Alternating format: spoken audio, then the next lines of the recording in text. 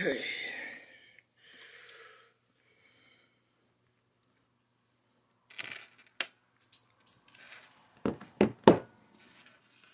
Hello, hello, hello. Hello, hello.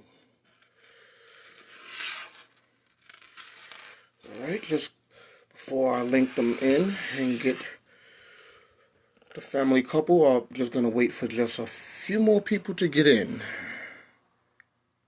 Alright. Hello to everyone that is just now joining in. Hello, hello, hello. See more people, see new faces getting in as well. Hello to everyone. Alright. Hello to everyone that's just now joining in. Alright, I'm gonna start the show off right now. My name is Arcadio Santana, and this is Fathers Are Important. If you are new to this page, then I'm letting you know now that this page is for all fathers to speak out and let their voice be heard. Not just that, this page is for also mothers to speak out and let their voice be heard on why they feel fathers are important. And not just them, you don't even have to be a parent, man or female. You can speak out and let your voice be heard on why you feel fathers are important. You can come on here, talk about your experience with your father, or even fatherhood, or anything. If you have any experience with parental alienation, you're more than welcome to share it. But tonight, normally I don't do Fighting to Father. How you doing? Normally I don't do Sundays at all. But after speaking to someone that I'm getting ready to show you right now, on like last week, I was DMing someone, and they was explaining to me their situation with their husband, and it touched my heart to the point where I said, you know what, let me get them on the show immediately. So this is very, very rare that I do shows on Sundays. So without further ado, let me get in the family right now, and they can introduce themselves to you. All right, going live right.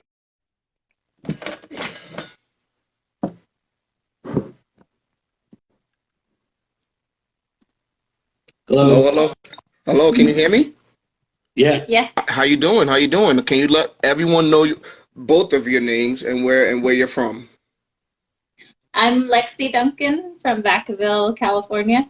And I'm Robert Duncan, also from Vacaville, Duncan California. Duncan family, welcome to Fathers Are Important show. Thank you. Thank you for having us. Now, I spoke to you briefly, Robert, just yesterday, as a matter of fact, and you were telling me your experience. But before you start telling me your experience, why don't you start off by telling everyone, both of you, you can take a turn as well, by letting everyone know why the both of you feel fathers are important. Okay. Obviously, I feel that for a variety of reasons. I grew up with no father, and he was absent. And Sorry to hear that. saying I grew up without a dad. No, I So, was just saying I'm sorry to hear that. yeah. Sorry, my volume's a little bit off. But yeah, I grew up without a father, so it made me realize the necessity for one. I was looking for a father figure in many different types of people, and I found it my uncles and my friends' fathers. But when I had kids, I really wanted to be in their life, and I made that a priority. And when I got divorced, it became really tough, and I just have hung in there for 10 years trying to be in their life. Okay, okay. And to your wife, why do you feel fathers are important? So I have 3 children myself. I'm divorced. I had my dad my whole entire life. He was there. He's still there. My first son, his father passed away when he was 3 years old, and seeing him grow up without a father, also looking for a father, and he found that in my father and my grandparents, and my brothers, and it's it's a must. I mean, it's as a woman seeing it, especially in the court system, men, they need to have a voice, and it's so important for them to be in their children's lives. Absolutely, absolutely. Now, Robert, um, sh- You shared your experience with me yesterday about the parental alienation, and the spotlight's on you. Uh, Please share it with us. well, I mean, like I And said, before you go any further, with everyone that is just now tuning in now, if you have any questions for the both of them, please chime in with your comments and let us know. Spotlight's on you. uh, in 2010, I went through a divorce and obviously separate the household and trying to stay in my kids' lives. It's been a difficult road going through court 2 to 3 times a year for the last 10 years. Ups and downs, financial struggles. It's been a lot of a road to cover. But recently, we had what I would consider a victory in court, and I have my kids more now than I have in years. And it's really beneficial, I believe, for them and for me as well and my wife. Now, can you explain the victory in court? Well, first of all, it started off with the filing a stipulation to get custody rights so that they could be with us more, and that did mean us having to do a little bit more with transportation and things like that. But them being able to be with us more made a huge difference to where I'm not just seeing them on the weekends. I'm not just I don't feel alienated like I'm just show up for a couple weekends a month, but I'm actually able to see them every other week. I see them. I'm about 50%, 50 right now. So I see them a lot more, like I said, and it's great on all aspects, but specifically like for their growth and them taking us seriously as parents. How can you really be taken seriously as a parent if you're only there 4 days out of a month? You know what I mean? Exactly. I'm not speaking to other people's situation, but just my own. Now you have sons or daughters. I have 3 daughters and one son. One is already in her 20s, and the rest are all under 18. So still dealing with the back and forth sharing of custody there. Excellent, excellent. And by the way, congratulations on your victory in court. And everyone, if you could please be kind, can you please congratulate him on his victory in court, by the way? Like all dads underscore needed just did right now. Now, how long can you explain to me one more time, how long have you been dealing with the back and forth with trying to get some type of custody? Well, it started out with we actually were close to 50%, but then at some point, right in the middle of that 10 years, actually maybe a little bit more towards year 6, is she moved away. And that's when it got really more difficult because she had met somebody else and got married and moved away for some distance. And then my time with the children got shrinking down by the courts. So after that, I realized that it was going to be tough and went through that for the last few years. And now finally it's back to where we're able to share custody and I'm able to see them more. Perfect. Awesome. Awesome. How was there any between the both of you, was there any like was she coming off aggressive towards you at any point during in front of the kids? There was definitely some aggression. At times it was in front of the kids, whether it be drop-offs and you know issues with who's got what as far as this is the kids stuff, blankets or little things like that. There was a time when she was aggressive with me in a Starbucks, and I think I told you about that.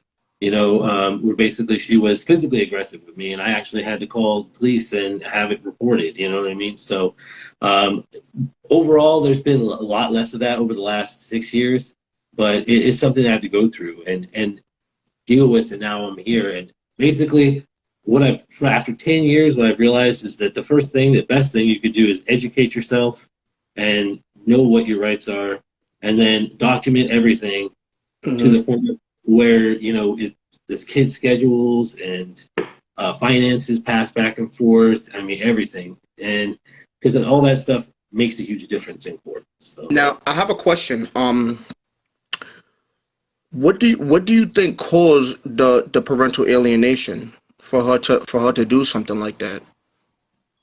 um, I'd be speculating on this, but I know she was angry about the divorce, and a lot of times some people use the children to get back at their ex or at the other parent. So I mean, she's done so much as tell them things about me that were not true, and other things that were just downright mean. You know, I don't even really want to get into it, No, but I it's mean, okay. It's okay. but yeah, it's basically, I believe that there's unresolved hurts on one end, and it's taken out the only way that there's a connection, which is through the children, which is really unfortunate. Yeah, unfortunately it is. And you said 6 years, right? Total 10 years, 2010 to now. So here's my next question. How did you maintain to keep your cool and not like be like aggressive to her? Because 10 years of dealing with that nonsense, there's some people that would just throw up middle fingers. There's some people that will curse her out every time you see. Now, I can't speak for everyone, but there's some people out of frustration, not being able to control their temper, being aggravated when all they want to do is just be a father. How were you able to maintain your cool with all of this for 10 years?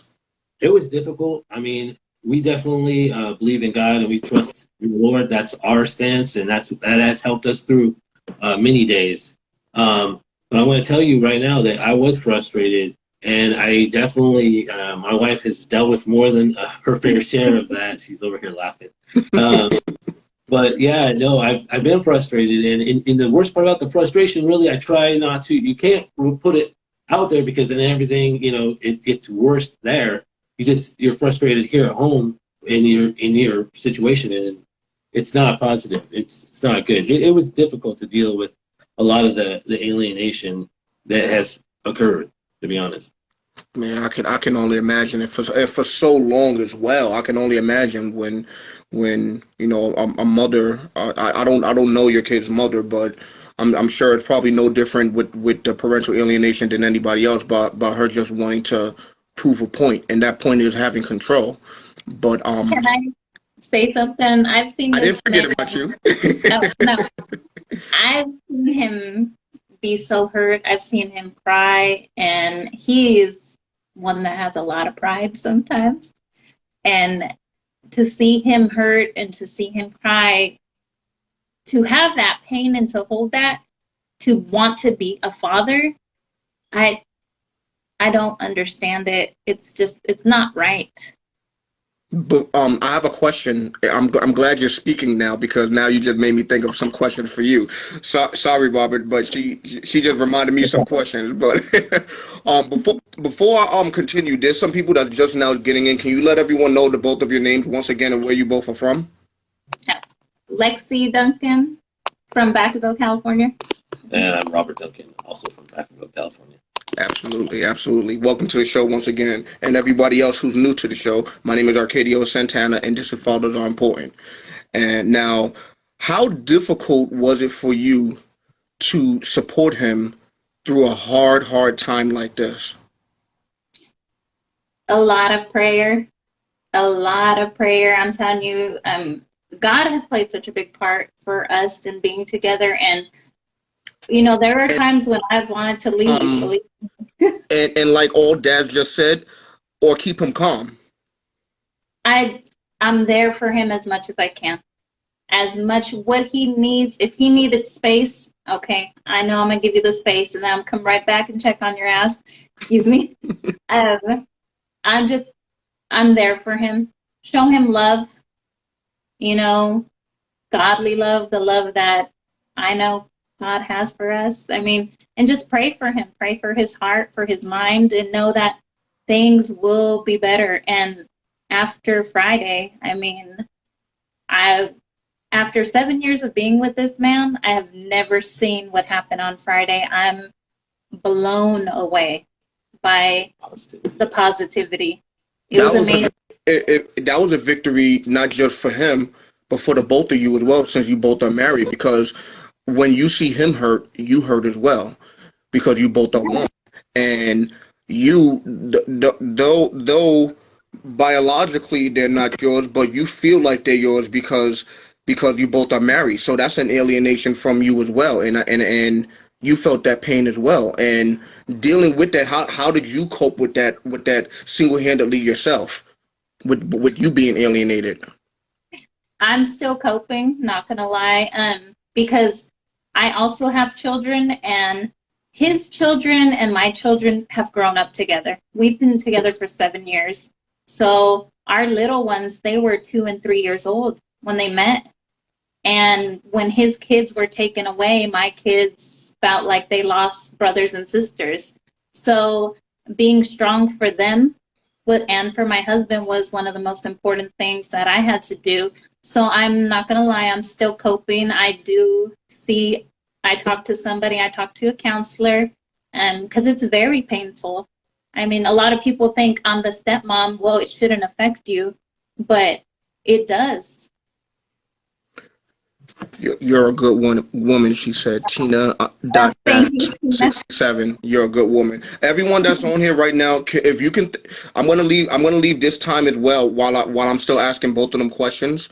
I'm gonna leave this time for everyone to send questions of whatever you can think about, and as soon as I'm finished, I'm gonna go through and read all of the questions off from everyone for them to answer. So if you all can please ask questions to the both of them. One question I want to ask is, how long have you both been married? We've only go ahead. 2 years on Tuesday. All right. Congratulations. And how did you both meet? In school. Yeah, college. College? We went back to school, as adults, and then that's where we met. Yeah, we were trying to better ourselves and further our education. We both were thinking of becoming nurses, and we met in school. So Those are the best places to meet. But I'm happy that you both made it through this. Any more to come?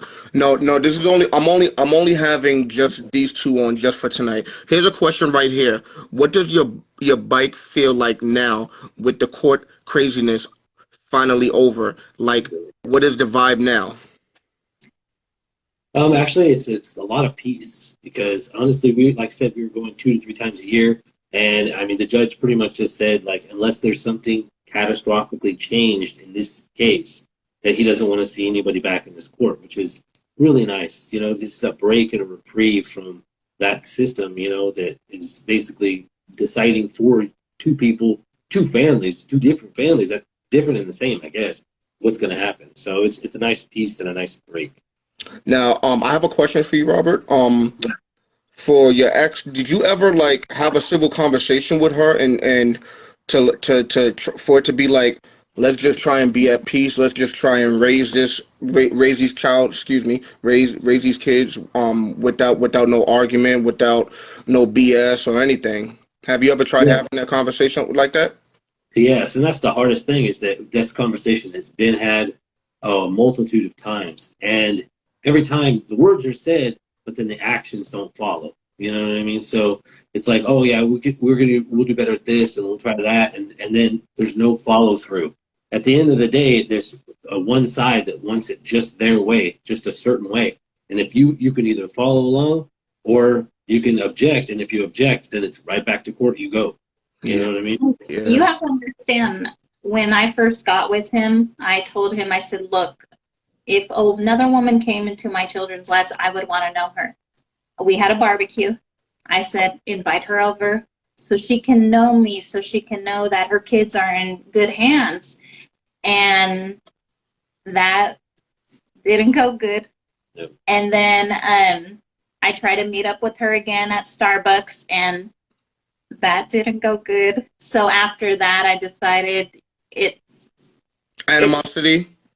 There's a lot of hurt there. So I think it's better that, I just let her be until she's ready to come around. Has it ever been from that time on? Have you both, the both of you, still ever sat down and talked with her, or Lexi, or you just yourself? She won't talk to me, which I understand. I have misbehaved. I'm not going to lie.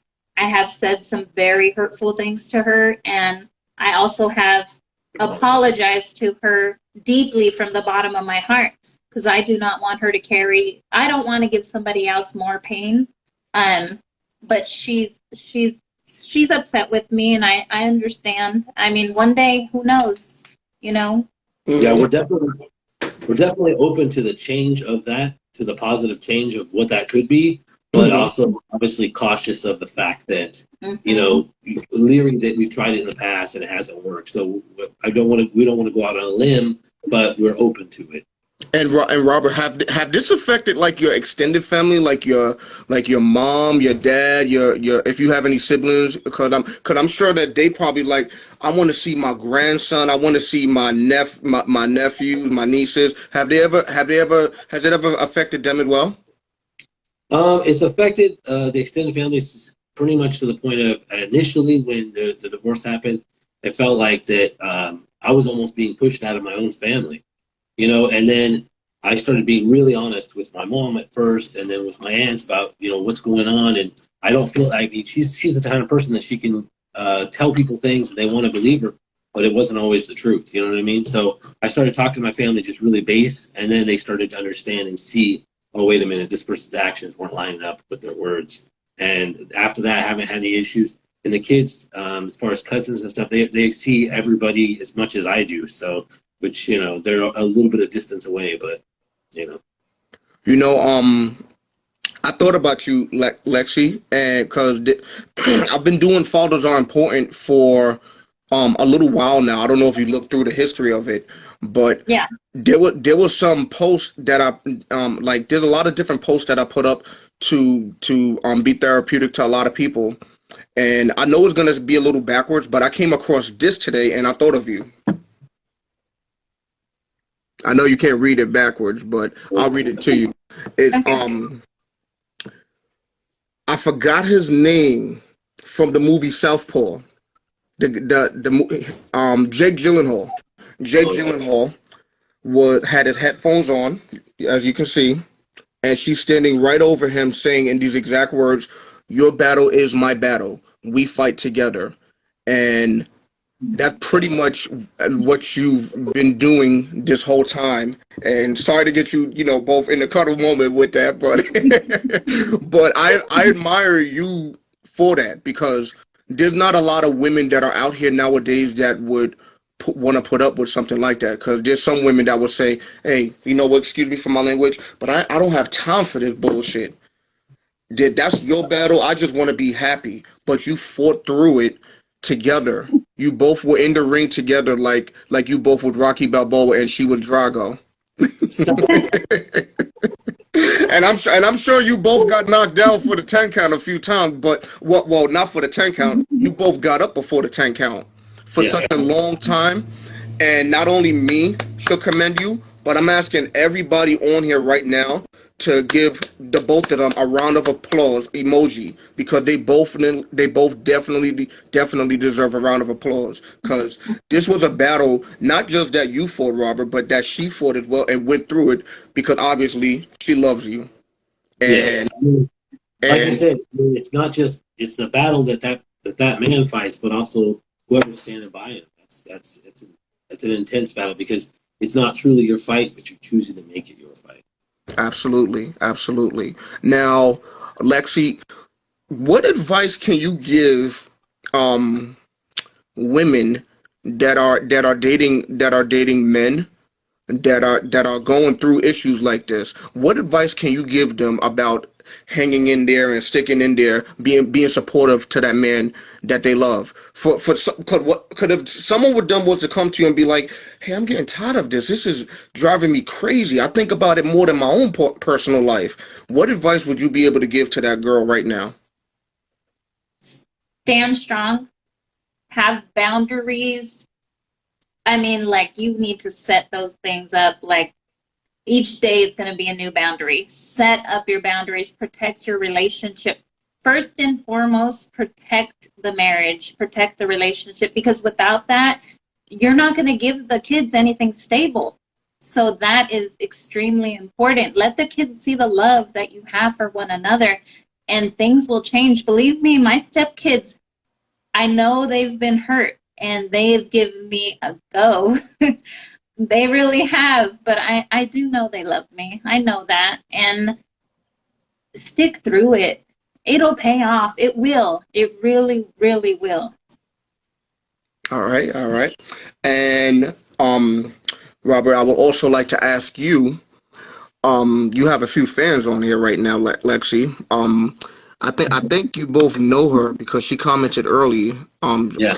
Yeah, but she that's a big fan of the both of yours right there. But Robert, I would like to ask you a question as well. With everything that you went through in your life with her, from beginning to the most recent end, for new fathers that may be going through situations like this, like yours, Yeah. what's the best advice you can give to them if with a situation that got ugly like yours has? What's the best advice you would give to new fathers that are going through parental alienation? I would say the best advice I could give is that there's going to be those days when you feel like there's almost too much for you, and that you almost were thinking about walking away. But you got to actually remember your kids and how much they do need their dad in their life, and just keep coming back. Just be consistent. Just keep coming back and keep going to court if that's what it takes, or trying to work it out outside of court or whatever it takes. Just be consistent and continue trying to be in their lives because they do need it. And in all honesty, I mean, you just get to be a broken piece of yourself, so you need it too if they weren't there. So Absolutely, absolutely. Two more questions I want to ask.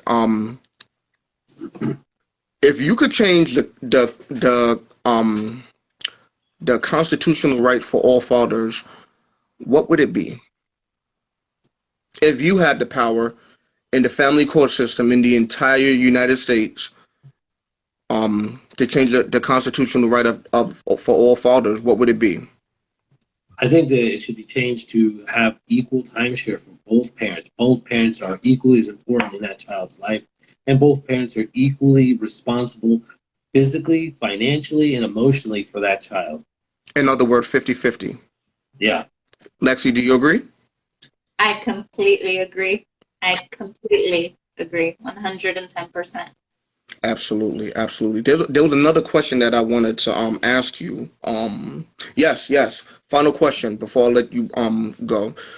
If you was to have a civil message right now, if she was listening right now on here, which I'm sure she's not, but but hypothetically, if she was watching you both right now, what would your civil message be to her right now? Starting with you first, Robert. I think my civil message would be that we've already come a long way. With these kids and dealing with a lot of ugly things I'd like to see this turned around and there just be civility for the benefit of the kids. Because in order for them to be well-adjusted adults, which is really the point of parenting, is to prepare them to be adults.